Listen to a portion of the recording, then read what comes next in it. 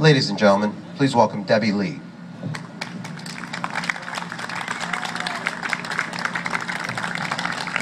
Thank you. Thank you so much. We appreciate you guys sticking around to the very end because this is a very, very important part of the program. I've been blessed the last 5.5 years to travel the country, making sure that our men and women in the military know they're loved, they're appreciated, that their sacrifice and service to this country is not forgotten. If you are one of those men and women who've served in the military, would you please stand up and wave your hands high so we can thank you for your service and sacrifice to this country. Thank you. Thank you. See some out on the edges. Thank you so much.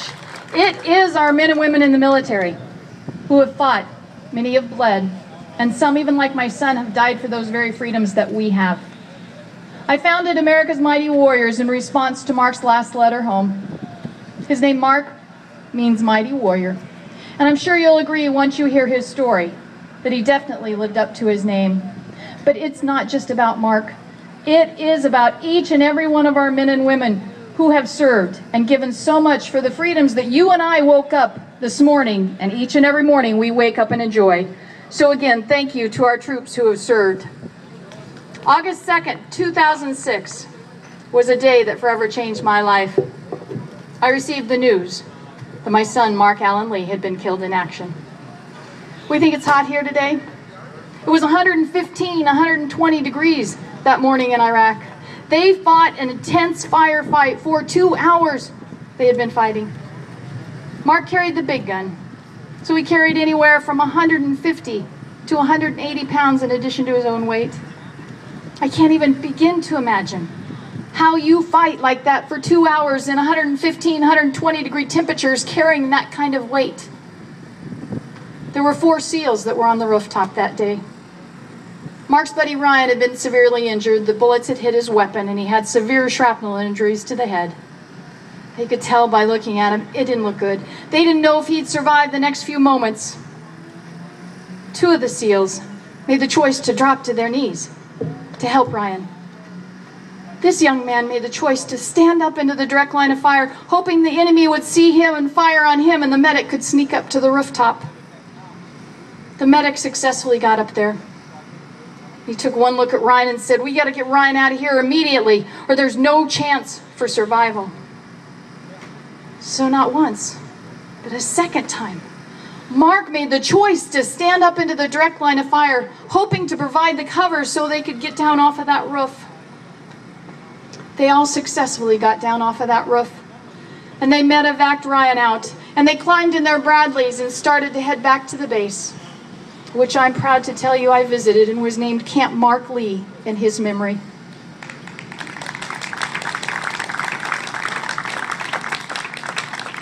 They got back in the base, and we have watched our Navy SEALs do some pretty amazing things, wouldn't you agree? At times, they seemed superhuman. But that was Mark's final gift to me, was his teammates. I know these young men well. I know they were exhausted physically, emotionally. And they got back to that base and they started to strip their gear off and get some water to refresh themselves. And the chief came in. He said, "We just found 30 of the insurgents that just attacked us. You guys up to going back out?" Mark took one look at his chief and he said, "Roger that. Let's go get them." So they climbed back in the Bradleys and they headed back to that godforsaken place. They cleared several houses. They went in the last house Mark would be in, cleared the bottom of the house and started to proceed up the steps. And they heard Mark yell, "On me!" And the guys knew that meant he was going to take the lead and they were to follow. And as they went up those steps, they drew fire through a window. And for one final time, Mark made the choice again to turn into that line of fire. He willingly gave his life for his teammates. But he didn't do it just for his teammates. He did that for every one of you that are here today. He did that for everyone in America because he so believed in the freedoms that we have, that our founding fathers intended for us to keep. Mark took off his boots, left his weapon behind, laid down the baton. I didn't have any choice, the news that was delivered to me that day, but I did have a choice how I responded, and I put those boots on and I picked up that baton and I continued to stay in the fight. for our men and women and for our country. I have 2 letters from 2 very different presidents. One from President Bush, who you guys all know well, from an amazing state here in Texas. He hand wrote me a letter the very same night he received a letter from me. Full of compassion, he talked about Mark and our SEALs, that they're the elite of the elite. He said he was sorry he didn't get to know Mark, but he seemed like an amazing man. 7 months after I wrote a letter to President Obama, I received a form letter that I've confirmed with another Gold Star family is the same letter they got. And on the bottom of it, it was stamped. It wasn't even signed by that man. So you can imagine the disgust when I heard last year when we captured Osama and he got on the news and made his speech about all the things he had done.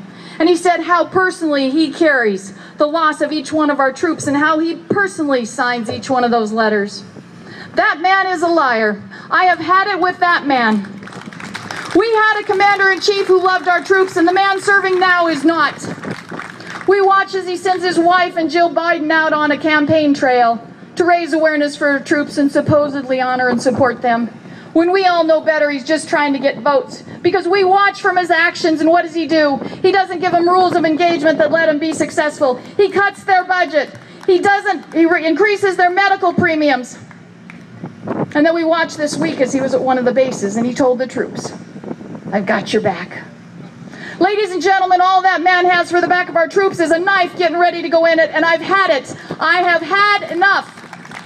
I will not stand by any longer, not on my watch, and watch this man be reelected.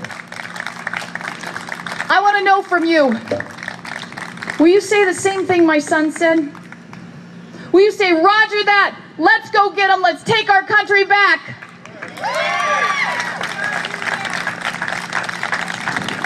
As Kay said earlier, our churches are some of the most complacent places in America when it comes to voting. And I would ask you to do me a favor. When you run into someone who says they're not going to vote, would you tell them my son's story? Would you tell them about our other fallen heroes who sacrificed their lives for that freedom? And will you tell them it's a duty, it's an obligation? We owe that to our men and women who served and sacrificed. God bless each one of you. Thank you for staying to the end. And God bless our troops, and God bless America.